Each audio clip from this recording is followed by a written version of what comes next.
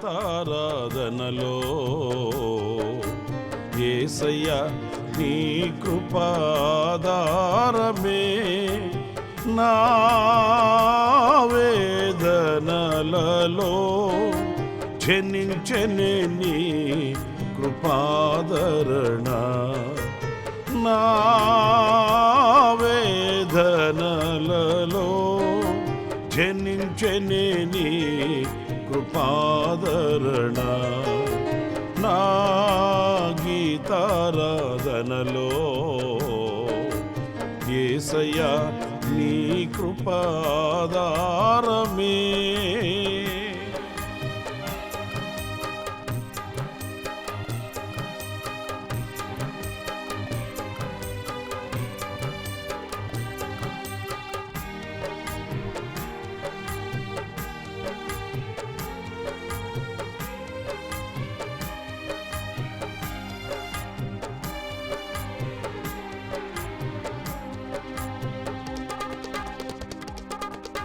నీ కృప నాలో వ్యర్థము కాలేదు నీ కృపా వాక్యమే చేదైన వేరు ఏదైనా నాలో మొలవనివ్వలేదులే నీ కృప నాలో వ్యర్థము కాలేదు నీ కృపావాక్యమే చేదైన వేరు ఏదైనా నాలో మొలవనివ్వలేదులే నీ కృప నాలో అత్యున్నతమై నీతో నన్ను అంటుకట్టెనే నీ కృప నాలో అత్యున్నతమై నీతో నన్ను అంటుకట్టెనే నా గీతారాధనలో యేసయ్యా నీ కృపాధారమే నా వేదనలలో జనించెనే నీ కృపాదరణ నా వేదనలలో జనించెనే నీ కృపాదరణ నా గీతారాధనలో యేసయ్యా నీ కృపాధారమే.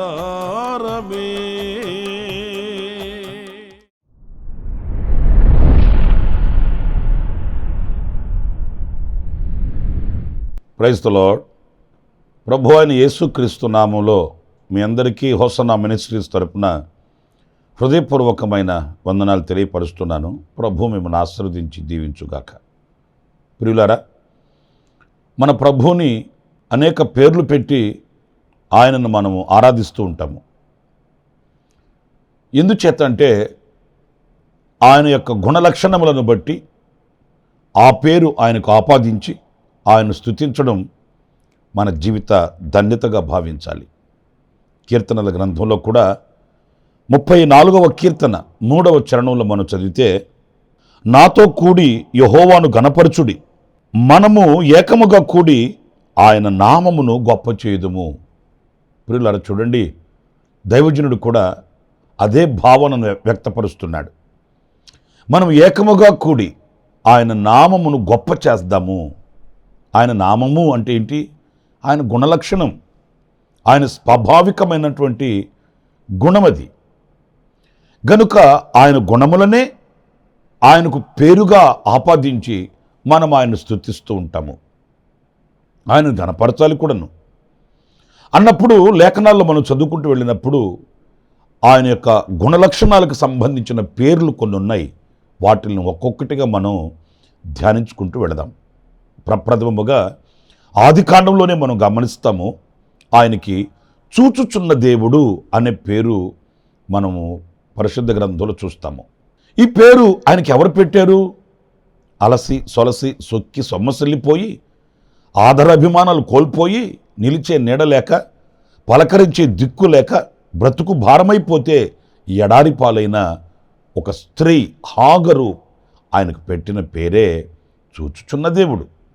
ఎందుకంటే ఆమె నమ్ముకున్న వాళ్ళ దగ్గర నుంచి ఆమె పారిపోయింది. ఆమె ఆశ్రయించిన వాళ్ళ దగ్గర ఆదరణ కోల్పోయింది.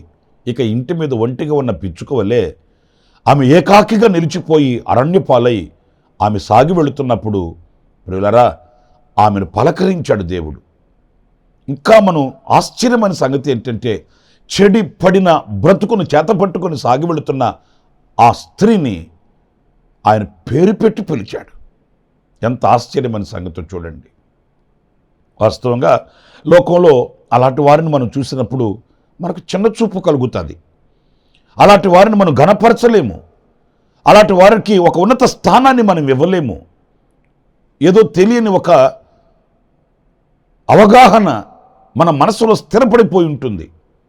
కానీ దేవాతి దేవుడు, పరిశుద్ధుడైన దేవుడు, పవిత్రుడైన దేవుడు ఆమెను పేరు పెట్టి అంత చక్కగా, అంత మృదుమధురముగా ఆమెను పలకరించడం అనేది మనం ఆలోచించవలసినటువంటి విషయమే.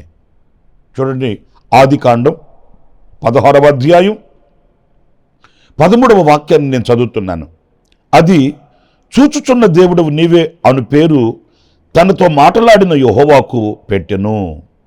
ఎలయనగా నన్ను చూచిన వానిని నేనిక్కడ చూచి తిని గదా అని అనుకొనెను. పిల్లలు చూడండి, నన్ను చూచిన వానిని నేను ఇక్కడ చూచాను. నిజమే, ఆమె పారిపోవడం ఒకవేళ కుటుంబీకులకు తెలియకపోవచ్చు. ఆమె ప్రేమించిన వ్యక్తులు గమనించకపోవచ్చు. ఎన్నో ఆశలు మూటగట్టుకొని నెత్తి మీద పెట్టుకుని ఆ తల్లి గుండెల్లో వేదనను మిగిల్చి ఉండవచ్చు. కానీ ఆమెను చూస్తూ, ఆమెను వెంబడిస్తూ, ఆమె వెళుతున్న మార్గంలో ఆమెతో కూడా వెళ్ళి ఆమె అలసిన వేళ ఆమెను పలకరించి ఆదరించిన దయగల దేవుడు, ఎంత మహత్యము కలిగిన, ఎంత ప్రేమ కలిగిన దేవుడు అనేది మనం ఆలోచించాలి. అందుకని ఆ తల్లి నన్ను చూచిన వారిని నేను ఇక్కడ చూచాను అని ఆయనకి చూచుచున్న దేవుడు అని పేరు పెట్టింది. ఈ రోజున ప్రియులరా, మనం ఏమనుకుంటాము? మన నీతి, మన యథార్థత, మన పరిశుద్ధత, మన సత్క్రియలు ఎవరు చూడట్లేదు, ఎవరు పట్టించుకోవట్లేదు, ఎవరి మన్నన నాకు కలగట్లేదు, ఎవరు మెచ్చుకోవట్లేదు, నన్ను ఎవ్వరూ ప్రశంసించట్లేదు అనే ఆందోళన, అనే బాధ మన గుండెల్లో ఉంటుందండి. మనకున్న ఆశలు ఎలా ఉంటాయి? మనం ఏదైనా ఒక కార్యం చేస్తే దానిని అందరూ గుర్తించాలి, గమనించాలి, నన్ను పొగడాలి, ప్రశంసించాలి, మెచ్చుకోవాలి అని మనం ఆశపడతాము. అది మనకు అందనప్పుడు, ఆ ఘనత మనకు చేరనప్పుడు మనసులో వేదన ఉంటుంది. నేను ఇంత చేస్తున్నాను, నేను ఇంతగా ప్రయాసపడుతున్నాను, కానీ నాకు తగిన గుర్తింపు రావట్లేదే, నన్ను ఎవరు చూడట్లేదే అనే వేదన మన హృదయాన్ని వేధిస్తుంటుంది. కానీ ఈ వాక్యం ద్వారా మనం ధ్యానించవలసింది, ఎవరు చూచినా, ఎవరు చూడకపోయినా, ఎవరు పట్టించుకున్నా, ఎవరు పట్టించుకోకపోయినా నిన్ను చూచుచున్న దేవుడు ఒకడున్నాడు. ఆయనే ప్రభు, ఆయన యేసుక్రీస్తు. నీ శ్రమను చూస్తున్నాడు, నీ యథార్థమైన హృదయాన్ని చూస్తున్నాడు, నీ మంచి మనసాక్షిని చూస్తున్నాడు. నువ్వు ఎంత దాతృత్వపు హృదయంతో ప్రయాసపడుతున్నావో ఆయన అన్నీ చూస్తున్నాడు. ఎవరో చూడట్లేదని నువ్వు బాధపడవద్దు, ఎవరో నిన్ను ప్రశంసించట్లేదని కృంగిపోవద్దు, ఎవరో నిన్ను పట్టించుకొని నిన్ను ప్రశంసించి గణపరచట్లేదని ఆలోచించవద్దు. ఎందుకంటే నిన్ను చూచుచున్న దేవుడున్నాడు. నిశ్చయముగా ఆయన నిన్ను పలకరిస్తాడు, ఆయన నీ భుజం తడుతాడు, ఆయన నీ వెన్ను తడుతాడు. అంతేకాదు, ఎవరు నిన్ను పట్టించుకోకపోయినా ఆయన నిన్ను నిండారుగా దీవించి, ఆనాడు హాగరనే కాదు, ఈనాడు నిన్ను కూడా నిశ్చయముగా ఆయన గణపరిచి, ఆనాడు హాగరును ఆశ్రయించి ఒక గొప్ప జనముగా ఎలాగైతే ఆమెను దీవించి ఆశీర్వదించి సాగనంపాడో ఆ రీతిగానే నిశ్చయముగా దేవుడు మనలను కూడా దీవిస్తాడు, ఆశీర్వదిస్తాడండి. ప్రియమైన వారలారా, ప్రకటన గ్రంథంలో చక్కటి మాట మనం చదువుతాము. 1వ అధ్యాయం 14వ వాక్యంలో, ఆయన తలయు తల వెంట్రుకలను తెల్లని ఉన్నిని పోలినవై హిమమంత ధవళముగా ఉండెను, ఆయన నేత్రములు అగ్ని జ్వాలల వలె ఉండెను. చూసారండి, ఆయనకి మరుగైనది ఏది కూడా లేదు. ఆయనకి చాటైన చోటు ఏది కూడా లేదు. ఆయన సమస్తం చూచుచున్నవాడు. ఎందుకంటే ఆయన నేత్రములు అగ్ని జ్వాలామయమట. మరి ఇంత అగ్ని జ్వాలామయమైన ఆయన దృష్టికి మనము మరుగై ఉంటామా ఏంటి? నిన్ను చూడకుండా ఉన్నాడా ఏంటి? నీ యథార్థతనైనా పట్టించుకోకుండా ఉన్నాడా ఏంటి?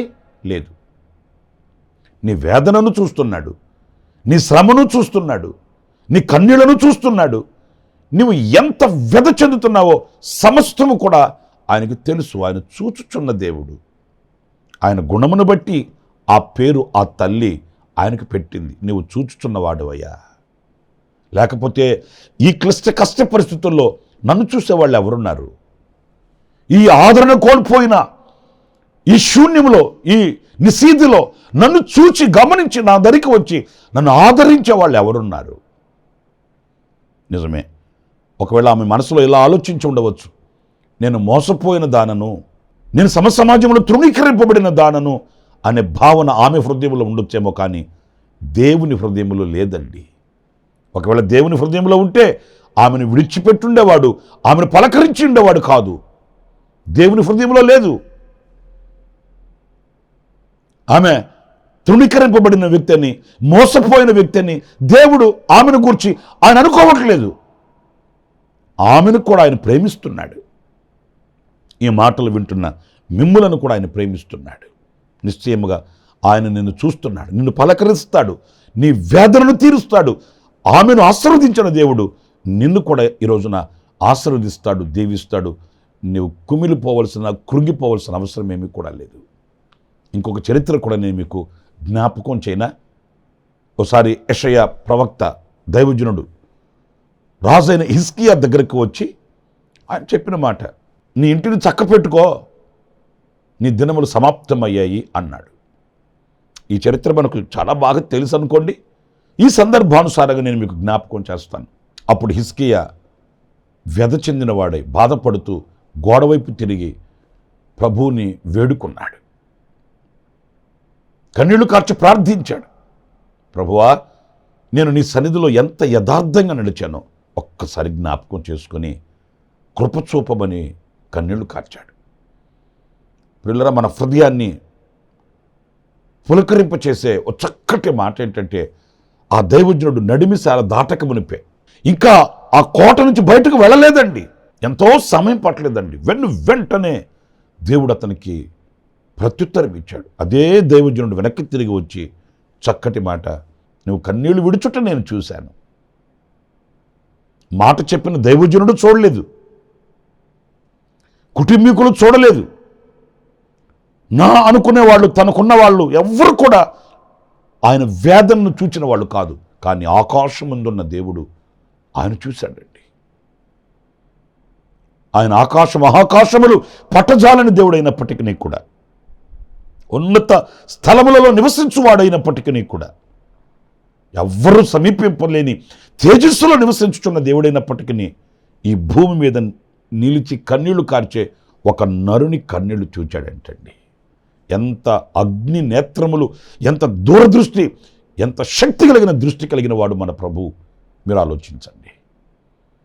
ఆయన అక్కడి నుంచి హిజ్కియా కార్చిన కన్నీళ్లు చూచాడట. రాజుల 2వ గ్రంథం 20వ అధ్యాయం 3వ వాక్యం దగ్గర నుంచి నేను చదువుతున్నానండి.